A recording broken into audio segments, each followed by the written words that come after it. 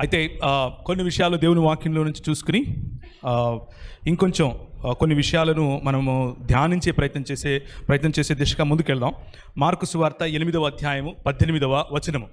Mark సువార్త 8వ అధ్యాయం 18వ వచనం. తెలుగులో ఎవరైనా గట్టిగా చదవాలి.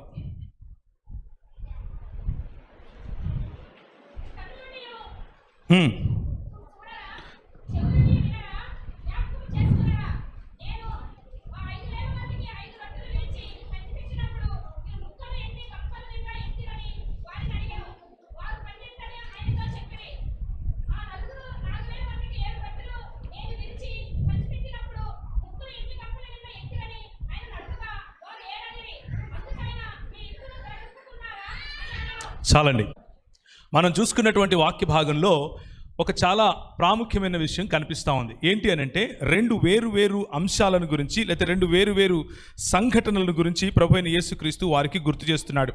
ఏమని గుర్తు చేస్తున్నాడు అని అంటే, నేను ఆ 5,000 మందికి 5 రొట్టెలు విరిచి పంచిపెట్టినప్పుడు మీరు ముక్కలు ఎన్ని గంపల నిండా ఎత్తారు అని అడిగితే వారు 12 అని చెప్పారు. ఆ 4,000 మందికి 7 రొట్టెలు నేను విరిచి పంచిపెట్టినప్పుడు ముక్కలు ఎన్ని గంపలు ఎత్తారు అని ఆయన అడగగా 7 అని చెప్పారు. సో రెండు సందర్భాలలో వేరు సందర్భాలలో ప్రభువు యొక్క ఆశీర్వాదము, ప్రభువు ప్రార్థించి ఆశీర్వదించి ఇచ్చినప్పుడు తక్కువగా ఉన్న వనరులు ఎక్కువగా ప్రజలకు అవసరమైన దానికంటే ఎక్కువగా నా గిన్నె నిండి పొర్లుపోతోంది అన్న అనుభవంలోనికి ప్రభువు తీసుకెళ్లాడు అన్న విషయాన్ని గుర్తు చేస్తున్నాడు. గుర్తు చేసి ఒక ప్రాముఖ్యమైనటువంటి లేకపోతే 3 రకాలైనటువంటి ప్రశ్నలను ఇక్కడ సంధిస్తున్నారు. ఒకసారి చూడండి. మీరు కన్నులుండియు చూడరా, చెవులుండియు వినరా, జ్ఞాపకము చేసుకునరా. 3 విషయాలు. ఈరోజు ఒకవేళ ప్రభు చిత్తం అయితే ఇప్పుడు ఒక విషయం మీ ముందుకు తీసుకొచ్చే ప్రయత్నం చేస్తాను. దీన్నే ఏమంటాము అని అంటే ఆత్మీయ అంధత్వం అని పిలుస్తాం. కన్నులు ఉన్నా కానీ చూడలేనటువంటి పరిస్థితి, చెవులు ఉన్నా కానీ వినలేనటువంటి పరిస్థితి, మనస్సు ఉన్నా కానీ అర్థం చేసుకునేటటువంటి ఇంగితం ఉన్నా కానీ మనకు అర్థం కానటువంటి లేకపోతే దాన్ని మన అవగాహనలోనికి తీసుకొని రాని లేకపోతే మన జ్ఞానంలోనికి స్పృహలోనికి తీసుకొని రాలేనటువంటి అనుభవాలేమి.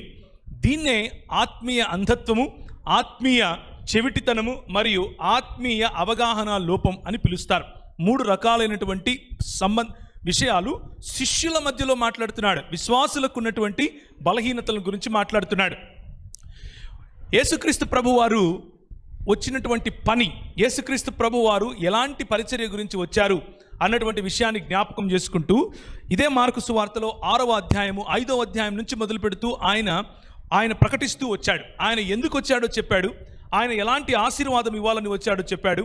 ఆయన సన్నిధి ఎంత ఆశీర్వాదకరమైనది అన్న విషయం చెప్పాడు.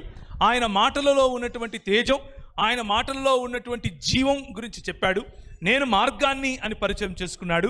నేనే సత్యాన్ని అని పరిచయం చేసుకున్నాడు. నా దగ్గర తప్ప వేరే దగ్గర ఇంకెక్కడా జీవం లేదు అని పరిచయం చేసుకున్నాడు. ఇలా పలుమార్లు పలు చోట్ల పలు సందర్భాల్లో ఆయన తనను గురించినటువంటి ఉనికి, తన ఎగ్జిస్టెన్స్ గురించి చెప్తూ వస్తున్నాడు.